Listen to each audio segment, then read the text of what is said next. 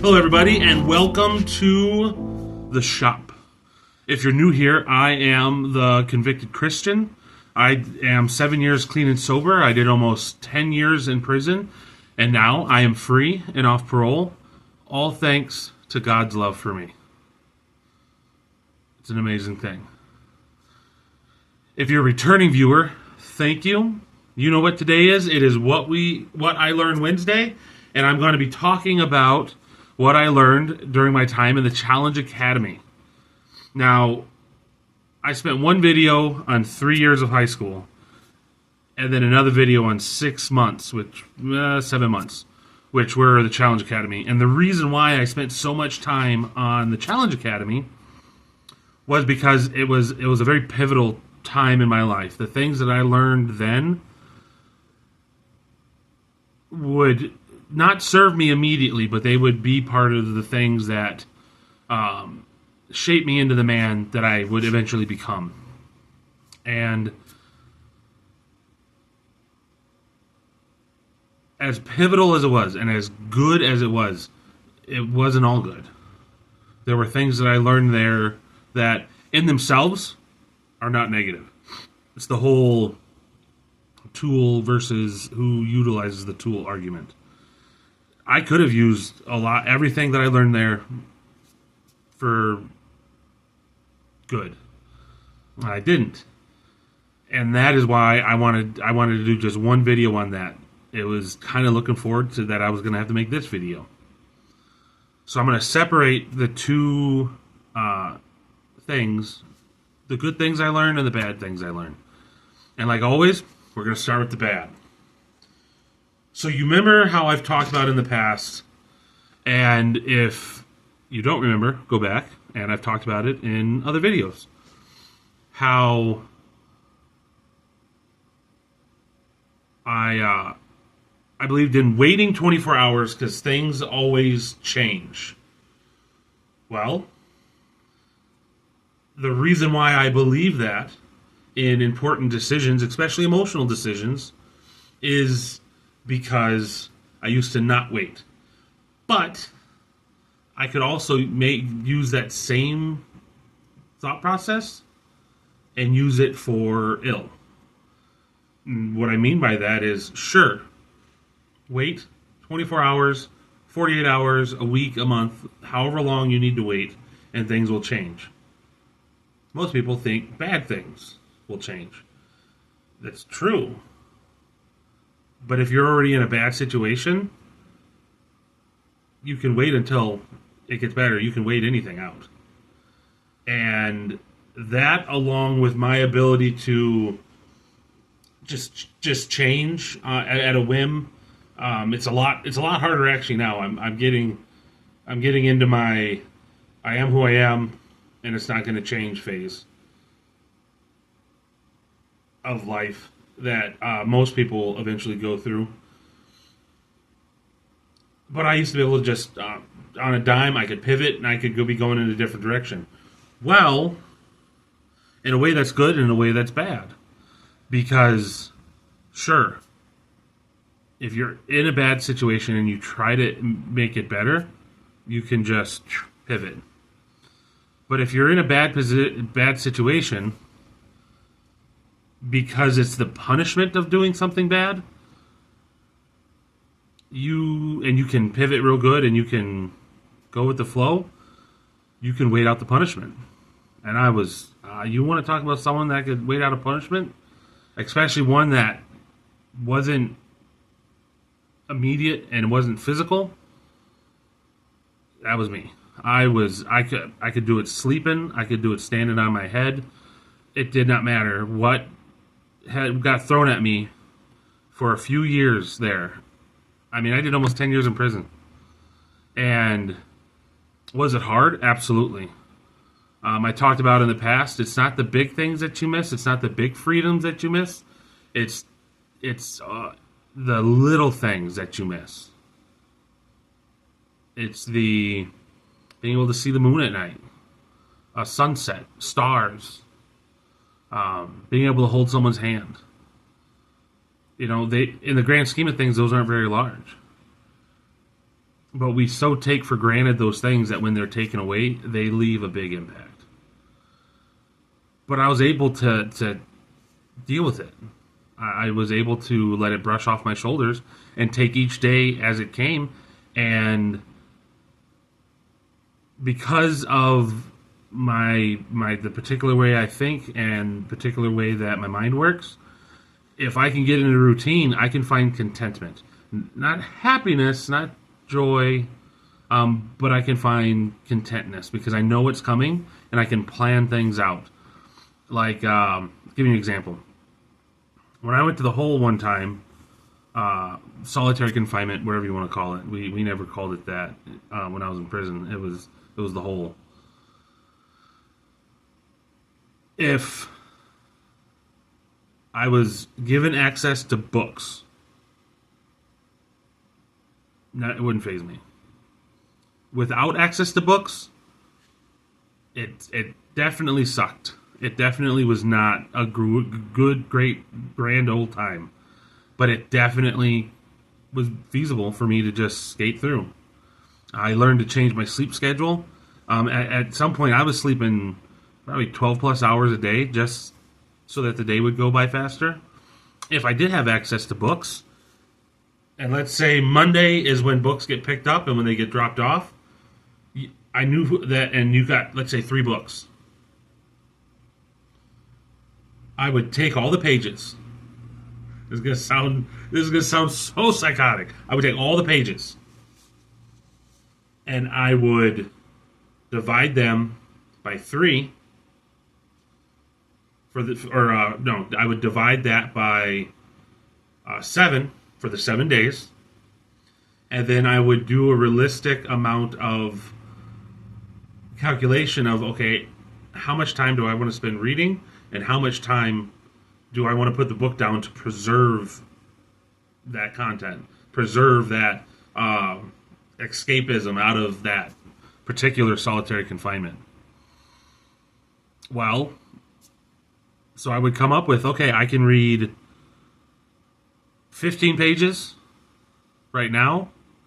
Then I can, I would measure how long it would take in time, in seconds. It would take me to walk from one end of the cell to the other. And then I would figure out, okay, how much time am I going to do that? And it would usually be about an hour. And so I go, okay, I have how many hours I'm awake. Every hour I would read. And when I got done reading, I would walk for an hour around the cell. It's not much, but it's something. I would walk. Well, next thing you know, my punishment was over with. Read, walk, read, walk, read, walk. And then sometimes I'd throw in some type of calisthenic workout. Push-ups, jumping jacks, sit-ups, whatever I was allowed. And so one of the things I learned through the military academy, through the Challenge Academy, is you can deal with anything you want. You can live through anything you want if you have the mind to.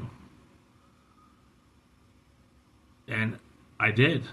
And so I made it through fairly unscathed through almost every encounter with punishment. And from that point on, it just got easier. It didn't matter if you threw it 6 months, a year, 5 years, 10 years at me. I knew I was going to get through it, and I'd eventually get back to whatever I was doing or shouldn't be doing, whatever the case may be.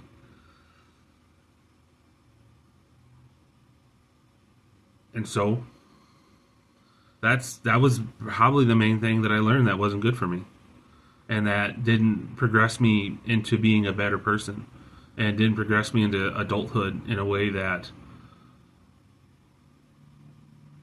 helped me be the person I'm supposed to be for family, for my future. Another thing. This is gonna sound stupid. It helped me network with personalities. I've talked to a few people that were in the academy with me, and we've, chit-chatted, asked how each other was doing and whatnot, but it was more the different people, because we had walks of all life. We had people from, Southside Milwaukee. We had people that came from the Northwoods, where I currently live, actually. We had people from Green Bay, Madison. Despite what it was doing for me and giving me structure and teaching me about discipline, it also kind of taught me how prison was going to be like. We went to Chow Hall at the same time every single day. We ate the same stuff every single day.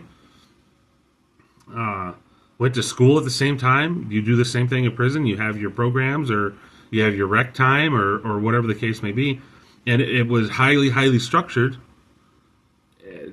just as prison is. So that was something that definitely showed me whenever I got to prison, I can do this. I'm geared for this. I already know how to do this. I've been doing this since I was a child. Since I was a 16-year-old. And so that wasn't great. That definitely did not help me along. But I think the good things, the major good things, because there's all sorts of good things. Like I said, accountability, responsibility, perseverance, all that. The perseverance. Once I started using that to make the right decisions, awesome, amazing thing that I learned. But I didn't learn that right away, or I didn't utilize that properly right away. One of the things that the Challenge Academy really taught me was that how do I phrase it? So, discipline. Was there a lot of outward discipline forced upon us in the Challenge Academy? Yes. More so in the beginning, but throughout the entire time, there was the structure, the answers, questions and answers that were given, highly structured, widely known consequences. You knew what was going on. You knew what was up. You knew where to be, how to be, when to be. You knew all about it. And because you knew that, you didn't really think about what you were doing. And you didn't notice how slack they got. And how much it stopped being them berating us as us just doing what the heck we were supposed to do. And so one of the things that I learned was, yes, there's high discipline in the beginning. After that, once you start learning more, you have the discipline. You are disciplined. And I learned we don't need outward influence. We don't need outward people forcing discipline on us. We all can be disciplined. It takes practice. And that's what the beginning of Challenge Academy was. It was practice and discipline. And as I progressed through the classes and through the school, and through, being a cadet to first cadet to all of that, but squad leader, all of it. Now looking back, I realize that I have the discipline. Now, of course, as you can see, I still struggle with a little bit of discipline when it comes to food, but it's there. And when I'm ready, because I'm not gonna force myself into a situation I know I'm not gonna follow. But I know it's there whenever it needs to be. And that's what you need to learn, potentially. You have the discipline in you. You were taught it as a child. Either through school, through parents, through friends. Kids are probably one of the most used groups, or one of the groups that uses hierarchy the most. The cool kid is usually the kid that everyone wants to be around. You fall within your line and you stay there, and you are disciplined to not step out. If you do, something happens. Either you come out on top or the other kid does, or the group does, or whatever the case may be. Just society in and of itself has taught us the discipline. It's up to us if we want to use it or not. And we're going to be rusty if you haven't used it in a while. If you haven't used discipline on yourself to self-discipline yourself. That was a lot of selfs, wasn't it? Anyway. You just need to tap into it. Once you do, you'll be able to make a routine. And when you get into that routine and that discipline, you're going to find yourself thriving within it because it's your routine. You thrive most in the routine that you've created for yourself. Doesn't mean there's not going to be hiccups. I think I got some sawdust in my eye. Doesn't mean there's not going to be hiccups. There's not going to be, the world, Murphy's Law coming after you. But you'll be able to get back into your routine as soon as you can. So instead of using our routines to tear ourselves down, we need to use our routine to bring ourselves up. So there's that. The discipline. The discipline that we've always had, that we needed help practicing, and that we can utilize whenever we want, if we utilize it. It's one of those things. How do you become a master craftsman? Master the craft. It sounds so easy. It sounds like any idiot can do it. And anybody can. It's time. Time and effort. Especially when it has to do with ourselves. The second thing that I learned that was good for me was networking. See what I did there? See what I did there? My first problem was of a discipline sort. My second one of I love how a good plan comes together. Anyways, networking. It helped me be more comfortable being myself around different personalities that I could network with and not get blown over when anything that I believed was questioned. Anything that I thought was real was questioned. And so in the networking aspect, I could network as myself and not who those people that I wanted to, have as associates, acquaintances, friends, whatever the case may be. I didn't have to be who they thought I was. I could just be me. So, if you're struggling, trying to find friends, people to care about you, if you're trying to find, acquaintances, people to go on walks with, whatever the case may be, because I've been struggling to find some friends myself. More because of current situation of having a brand new baby and having 2 small children and just not a lot of time to, find people to hang out with. But stop letting other people's perception of who you are push you into a corner of who you're not. If they're not going to like you for who you are, then they probably still won't like you for who they think you aren't. It's just the way it is. And networking, you need to learn who you can and cannot rely on, who you know's got your back, who you know may have your back in a pinch, but not if it gets too hard, stuff like that. You need to learn to network, and I got to learn that. I know the people in my life that I can rely on. If I call them up and said, "Hey, I need help," I know which ones are going to be all like, "Okay, when and where?" I'm getting my keys, And I know which ones are like, okay, hit me up at 6 tomorrow, and I got you. I know which ones are which. I know which part of my network I trust the most. And I didn't have to change who I was for that. I could still be my loudmouth, over-talkative, funny fat man. And I think that's helped because I was being true to myself. I was being true to what I knew was right about me.